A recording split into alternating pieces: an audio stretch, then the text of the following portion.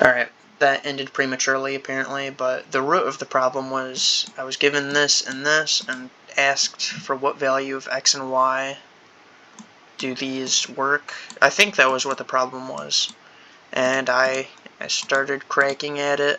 This is all an enigma to me now. I do not know.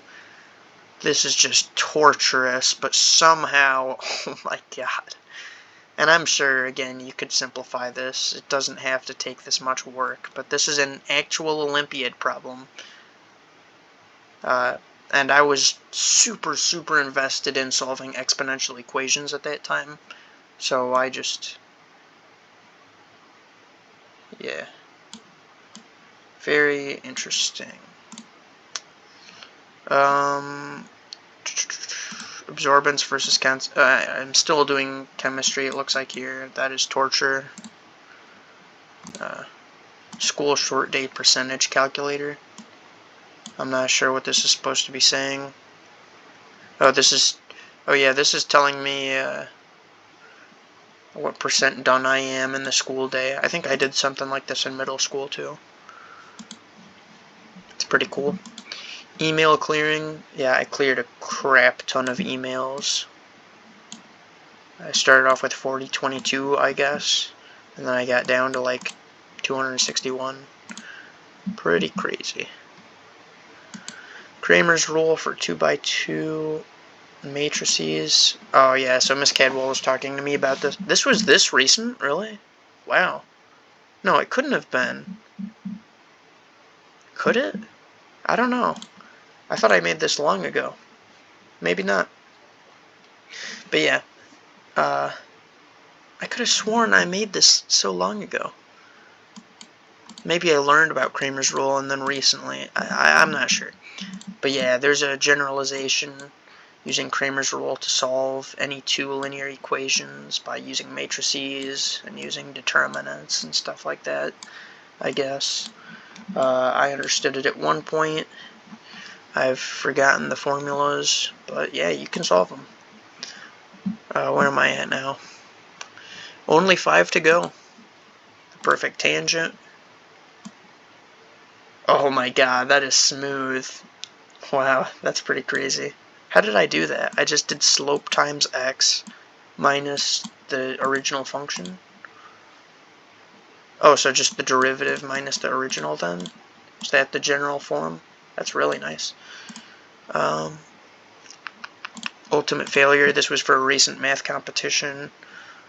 I was trying to approximate this data using an arctangent function because I thought it'd be really cool to do that, just to find out that after all that effort, an exponential was a better fit.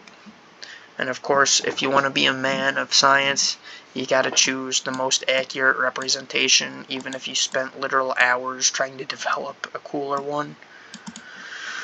That hurt pretty bad. This was an open point because it was an outlier compared to the others. It was about like a microwaving popcorn or something. How many minutes you had to... or no, I don't even remember what this was about anymore. It was like maybe something about e-bikes. I don't remember.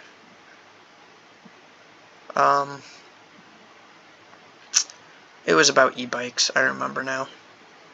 But yeah, that's why it's called Ultimate Taylor, or Ultimate Failure. The Taylor series is what I was reading at the time, is why I said that. So I actually learned how arrays work. I just guessed that this is how they worked off of my knowledge of Java arrays, and it actually is how it works. So you could do like 1 exponent, 2 exponent, or linear, quadratic, cubic, quartic, quintic, and so on. And these kind of show the coloring as they get stronger and stronger approximations each time. And then you can turn on all of them at once to see kind of this cool pattern. But you got e to the x, you got the... yeah, I forgot to turn that off. And then you've got this, which is literally just e to the x, although it takes some time to load, obviously. But it is very, very... I mean, it's literally perfect. It is perfect. If there's any... yeah, this inaccuracy here is just because of Desmos. In reality, this is pretty much mathematically equivalent to e to the x. This is the Taylor definition of e to the x. And this is just k equals 100 as well, so I could bump it up even higher, as k equals infinity would be the equivalent of e to the x, which is weird because a polynomial has to have end behavior of either going to negative infinity or positive infinity, whereas e to the x goes to 0 on the left. So you're wondering, how can a polynomial possibly equal that?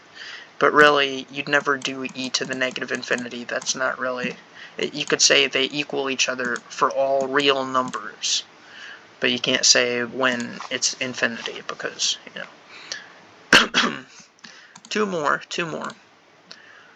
This is my friend Alex was trying to figure out how many books he could read because he's doing a book marathon. And then this I just made very recently, actually, because I've gotten obsessed with this album. So, yeah. Pretty cool. You can change the thickness of the line, and that's all.